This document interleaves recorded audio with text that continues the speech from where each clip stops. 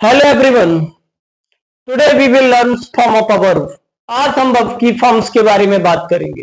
Verbs की form होती है 6, B1, B2, B4, B5, B3, B3। इस B3 को B6 भी हम कह सकते हैं। आइए जानते हैं किसी भी वर्ब की बेस फॉर्म। कोई भी वर्ब जब अपने मेन फॉर्म में होती है, मेन रूप में होती है, तो वो B1 कहलाती है। एग्जाम्पल के तौर पे हम प्ले को देख लेते हैं। प्ले B1 है, रीड B1 है, टीच B1 है। जब भी उस वर्ब में ईडी का यूज करेंगे तो वो वर्ब B2 बन जाती है। जब किसी भी वर्ब में आईएनजी का यूज करते हैं तो वर्ब B4 बन जाती है। और जब किसी वर्ब में एस या ईएस को ऐड कर दिया जाता है तो वह वर्ब B5 बन जाती है, मींस सिंगुलर वर्ब बन जाती है। B3, जब किसी भी वर्ब में B3 का प्रयोग होता है तो उससे पहले हैव का फॉर्म होता है। या इस कॉन्सेप्ट को और अच्छे से समझते हैं। जब भी हैव की फॉर्म के बाद, जी हाँ, हैव की फॉर्म के बाद, हैव का मीन्स है हैज, हैव, हैड। जब भी किसी वर्ब के हैव की फॉर्म के बाद B3 का यूज होता है तो वो परफेक्ट बन जाती है। और जब भी बी की फॉर्म के बाद हम B3 का यूज करते हैं तो वो पैसिव वॉइस होती है। ये तो हुई वर्ब की फॉर्म्स की बात।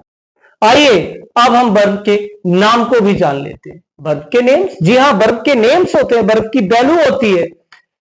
जब कोई वर्ब अपनी मैन अवस्था में होती है तो मैन अवस्था में और वो सिंगल आती है, अकेले आती है किसी भी सेंटेंस में, तो उसकी वैल्यू प्रेजेंट होती है। ऐसे सेंटेंस जिसमें केवल B1 होती है उसे हम प्रेजेंट इंडेफिनिट कहते हैं।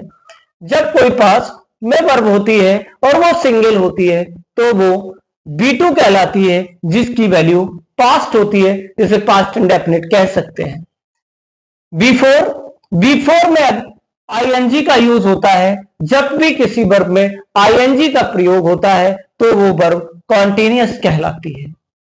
जब भी किसी वर्ब में एस या ईएस का यूज करते हैं तो उस वर्ब की वैल्यू जाकर के प्रेजेंट सिंगुलर हो जाती है, प्रेजेंट इंडेफिनिट सिंगुलर हो जाती है। जब किसी हैव की फॉर्म के बाद बी थर्ड होता है तो उसकी वैल्यू परफेक्ट हो जाती है। और जब भी किसी वी की फॉर्म के बाद B3 का यूज होता है तो वो पैसिव बन जाती है।